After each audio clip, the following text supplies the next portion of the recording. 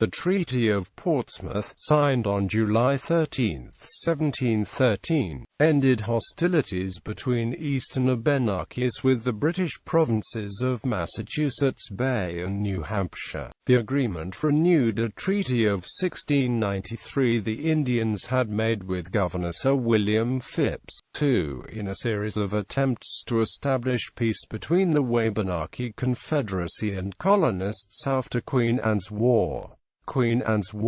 During the War of the Spanish Succession, France began a conflict with England which would extend to the colonies. Called Queen Anne's War in the New World, New France openly fought New England for domination of the region between them, with the French enlisting the Abenaki tribes inhabiting it as allies. Occasionally under French command, Indians attacked numerous English settlements along the Maine coast, including Casco, Scarborough, Saco, Wells, York and Berwick, in New Hampshire at Hampton, Dover, Oyster River Plantation, and Exeter, and down into Massachusetts at Haverhill, Groton and Deerfield, site of the Deerfield Massacre. Houses were burned, and the inhabitants either killed or abducted to Canada. The Treaty of Utrecht in 1713, however, restored peace between France and England.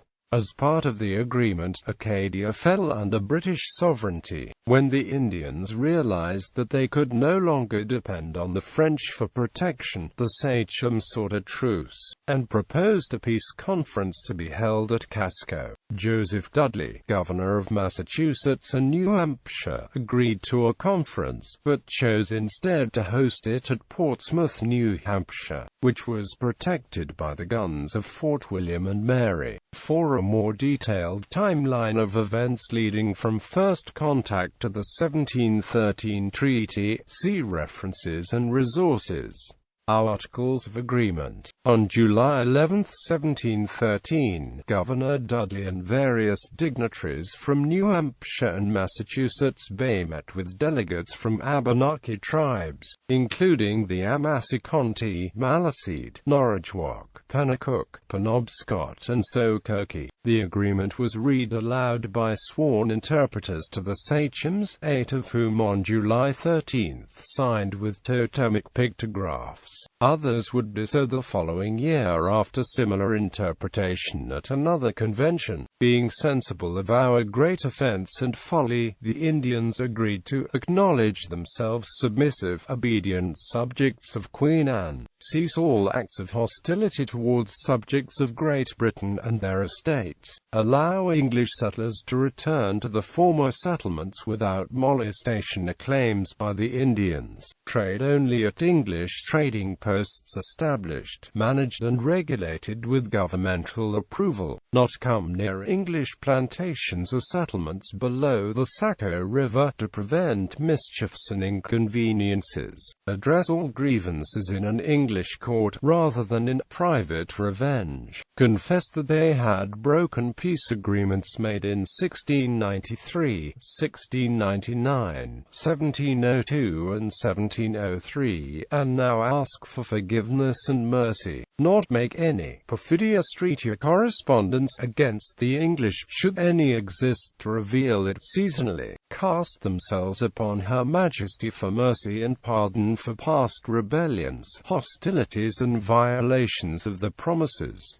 At the signing of the Treaty of Portsmouth were also the St. John River Maliseet, Mi'kmaw, and Abenaki nations of Acadia. According to a Mi'kmaw history post-contact timeline, the treaty ensured they were not to be molested in the lands and were to enjoy free liberty for hunting, fishing, fowling, and all other lawful liberties and privileges. The Wabanaki regarded the Treaty of Portsmouth as the reaffirmation of the Treaty of 1699 at Mares Point, limiting British settlements to the west of the Kennebec River, while the British also would keep Port Royal. The Mi'kmaq and Maliseet stated that Acadia belonged to them, and that the French king could not give it to the English king, since he did not own it.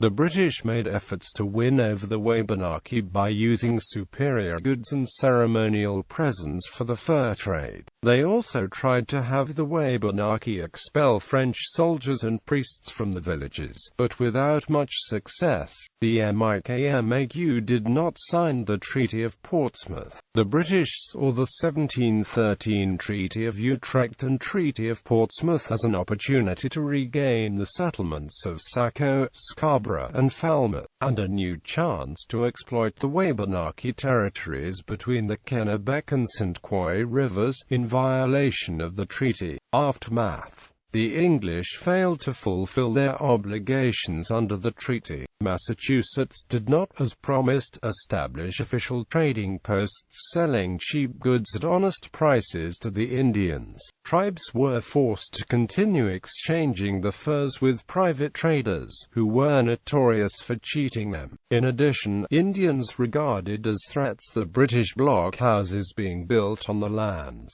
and objected to ongoing encroachment of settlers on lands they claimed. Their discontent was encouraged by Sebastian Rail and other French Jesuit priests embedded with the tribes who promoted New France's interests. In response to what they perceived as British violations of the Treaty of Portsmouth, the Abenakis resumed raids on the encroaching British settlements. Consequently, on July 25, 1722, Governor Samuel Shute declared war against the Eastern Indians in what would be called Father Rail's War. Boundary struggles between New France and New England would continue until the Treaty of Paris in 1763.